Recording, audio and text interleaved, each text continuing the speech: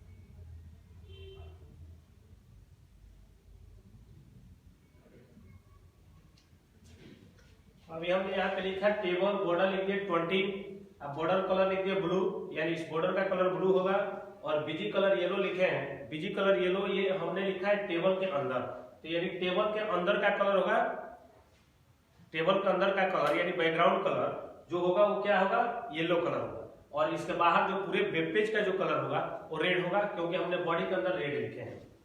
तो red body के अंदर जो भी कलर लिखिएगा बीजी कलर में, वो कलर बैकग्राउंड का होगा यानी पूरे वेब पेज का होगा। और जो टेबल के अंदर हम लिखे हैं, तो टेबल के अंदर लिखने का मतलब हुआ कि पूरे टेबल के अंदर जो कलर होगा वो टेबल के अंदर बीजी कलर के अंदर जो भी कलर हम लिखे होंगे यानी यहाँ पे हमने लिखा है येलो, तो येलो कलर जो होगा टेबल के बैकग्राउंड यानी टेबल के अंदर कलर होगा।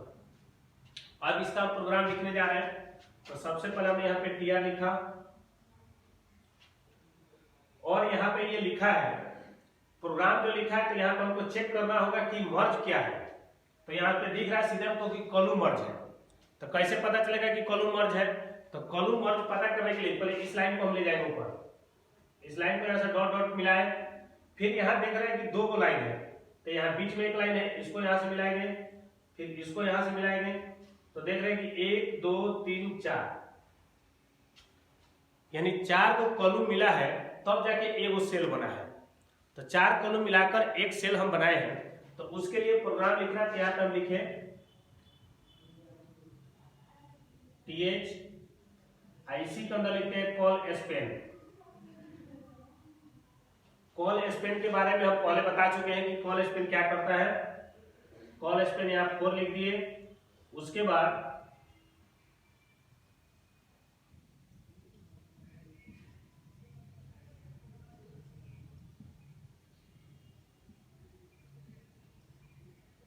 यहाँ लिख दिए गैलेक्सी कंप्यूटर।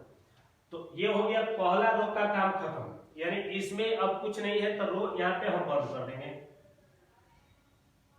इसको हमने बंद कर दिया, यहां तक हो गया कंप्लीट। उसके बाद दूसरे रो में आते हैं, तो दूसरा रो मेरा यहां से स्टार्ट है। तो दूसरा रो में यहां पर हमने लिख दिया टीआर, इसमें पहला लिखा है तो पहला यहां पर हमने लिख दिया,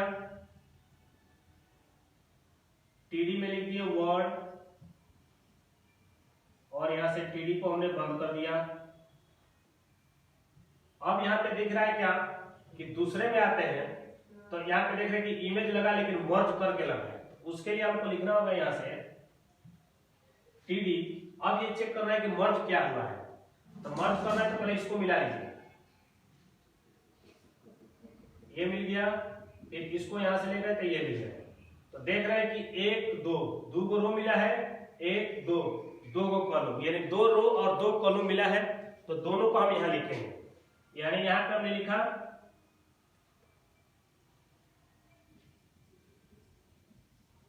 कॉल स्पेन टू रो स्पेन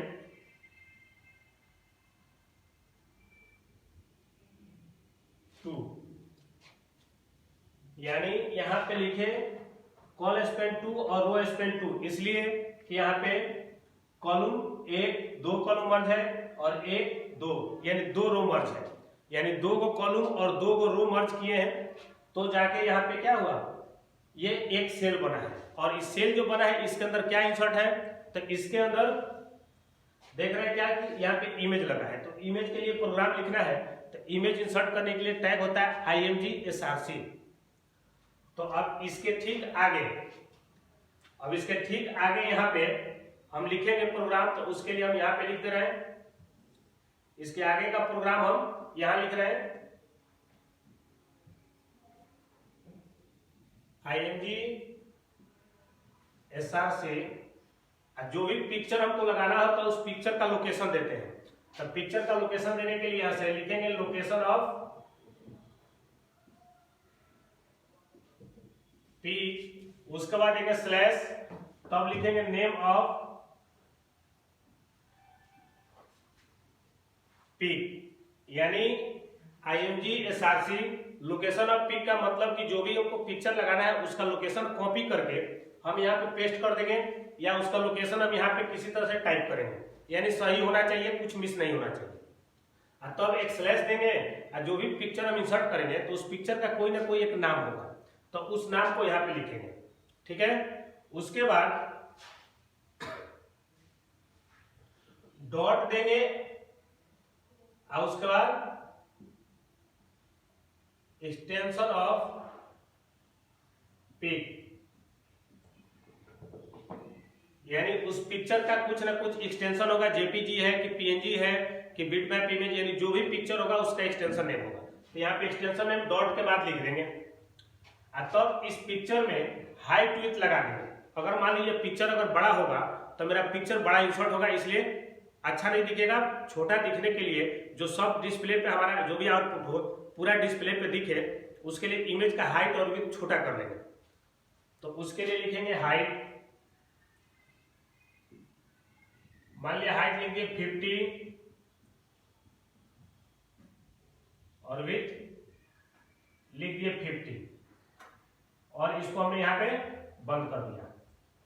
यानी इमेज टैग यहाँ स्टार्ट किए थे और यहाँ पे ये क्लोज हो गया। और टीडी जो है मेरा ये स्टार्ट है, क्योंकि इसी लाइन के अंदर इसको लिखना है और लास्ट में जाकर यहाँ पे हमको क्या करना है, टीडी को बंद कर देना है। जब टीडी मेरा बंद होगा तो इसका काम खत्म हो गया। अब बचा ये, तो इसके लिए फिर एक टीडी लिखेंगे और इसमें लिखेंगे विंडोज।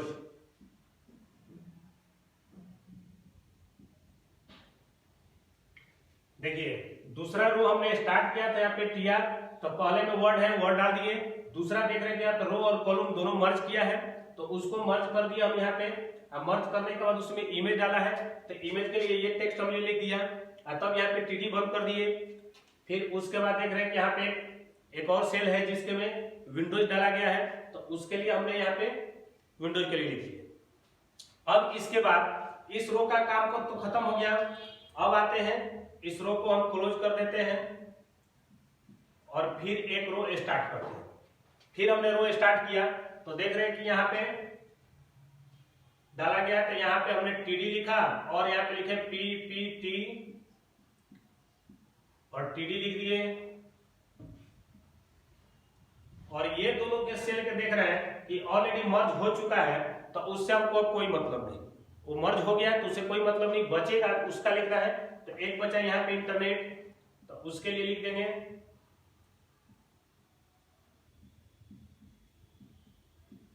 इंटरनेट हो गया। अब ये और ये हो गया कंप्लीट। फिर यहाँ पे इस रो को बंद कर देंगे, फिर एक रो ये रो स्टार्ट करेंगे। तो इसमें देख रहे 4 है, तो हमने लिखा टीडी, एक्सेल लिख दिए,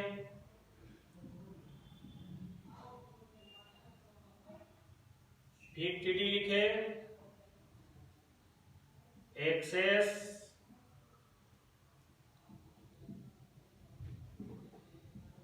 टीडी एचटीएमएल,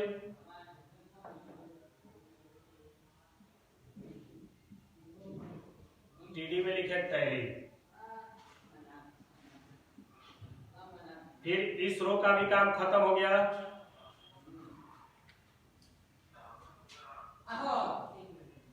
इस रो का काम खत्म हो गया। अब उसके बाद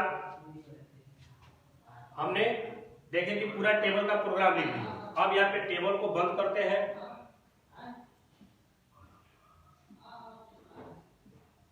उसके बाद बॉडी बंद कर दिए, उसके बाद HTML बंद कर दिए। ठीक, उसके बाद हम इसको सेव करेंगे किसी न किसी नाम से, सेव किए। तो अब यहाँ पे देखिए फाइनली कि ऐसा आउटपुट लाने के लिए हमको इस तरह का प्रोग्राम लिखना होगा। अभी तक हमने जितना प्रोग्राम लिखा है एक एक लाइन को समझा कर लिखे हैं।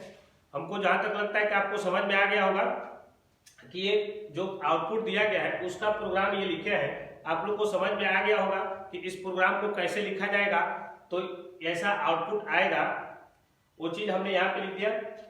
मेन चीज समझने का ये है, तो ये दूसरे रो से स्टार्ट हुआ है। पहले रो में तो ये हो गया क्योंकि इसको पहले भी बता चुके हैं हम, उसमें भी समझ में गया है। लेकिन इसके लिए हमने यहाँ पे लिखा है टीडी में कॉल स्पेन और रो स्पेन। देख रहे हैं कि एक कॉलम और 2 कॉलम यहाँ मर्ज हुआ है, यहाँ पे 1 और 2 रो मर्ज हुआ है, यानी दोनों एक साथ मर्ज हुआ है। तो एक ही में लिख देंगे टीडी में कॉल स्पेन और रो स्पेन। कई को रो और कई को कॉलम मर्ज है वहां पे लिख देंगे। कोई जरूरी है कि 2 ही मर्ज होगा, वहां पे 3 भी हो सकता है, 4 भी हो सकता है कि रो 2 होगा तो कॉलम 4 होगा, माने आगे पीछे भी हो सकता है। कोई जरूरी कि सेम रहेगा, ये चीज आपको समझना होगा। तो इस पूरे प्रोग्राम को हमने लिखा, इस पूरे प्रोग्राम से हमको लगा कि ये आउटपुट जो लिखे हैं उसका ये पूरा प्रोग्राम देखने के बाद आपको समझ में आ गया होगा। तो आज हमने आपको बता दिया कि HTML के अंदर इमेज कैसे इंसर्ट करते हैं, और बाकी जो होगा अब अगले वीडियो में बताएंगे कि इसके अंदर कलर कैसे कलरफुल कैसे बनाते हैं।